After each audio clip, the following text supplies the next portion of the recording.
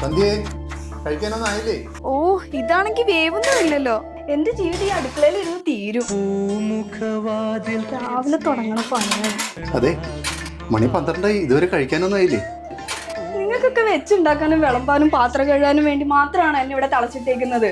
അതെന്താ അങ്ങനെയൊക്കെ പറയുന്നത്? നിങ്ങൾക്കൊക്കെ അവിടെ ഇരുന്ന് അങ്ങ് ഓർഡർ ഇട്ടാൽ മതിയല്ലോ.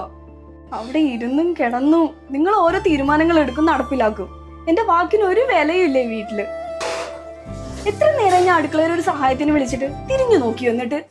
എന്താ സന്ധ്യ ഇങ്ങനെയൊക്കെ പറയണത്? ഇത് നിന്റെ സാമ്രാജ്യമല്ലേ? എന്റെ ദൈവമേ, ഈ സാമ്രാജ്യം നിങ്ങൾ തന്നെ വെച്ചോ, എനിക്കൊന്നും വേണ്ട. ഈ തേങ്ങ ഒന്ന് പൊതിച്ചു തരാനാണ് നിങ്ങൾ ഇത്രയും നേരം ഞാൻ വിളിച്ചത്. അതെ, എന്താണ് സന്ധ്യ, നീ തന്നെയല്ലേ ഈ വീട്ടിലെ കാര്യങ്ങളൊക്കെ തീരുമാനിക്കുന്നത്? ഞാനെന്ത് തീരുമാനിക്കുന്നെന്ന് വിശ്വാസം വരുന്നില്ല? ഇല്ല. പിന്നെ ഇന്ന് ഈ വീട്ടിലെ ആളുകൾ എപ്പോ എന്ത് ഭക്ഷണം കഴിക്കണമെന്ന് നീയല്ലേ തീരുമാനിക്കുന്നു? ആ കണ്ടില്ലേ, ഇതാണ് ഞാൻ പറഞ്ഞത്. അടുക്കുന്നില്ലല്ലോ. ഈ തുണിയൊക്കെ അലക്കിയിടാൻ നീ തീരുമാനമെടുത്തില്ലെങ്കിൽ അല്ലേ? ഈ വീട്ടിലെ പച്ചക്കറി കഴിഞ്ഞാലോ? ഞാൻ നിങ്ങളോട് വാങ്ങിക്കാൻ പറയും. ആ, ഗ്യാസ് കഴിഞ്ഞാലോ? ഞാൻ നിങ്ങളെ കൊണ്ട് കൊണ്ടുവരിപ്പിക്കും. ഇപ്പൊ സന്ധ്യ നേരത്തെ പറഞ്ഞു, ഒന്നുകൂടെ ആലോചിച്ച് നോക്കിയേ. വീട്ടിലെ കാര്യങ്ങൾ തീരുമാനിക്കുന്നത് സന്ധ്യ തന്നെയല്ലേ? ഇനി ഒന്നുകൂടെ പറയാം, എനിക്കിപ്പോ ഒരു ചായ വേണം, പക്ഷെ സന്ധ്യ തീരുമാനിക്കണം അത് തരണോ വേണ്ടതെന്ന്. അല്ലേ?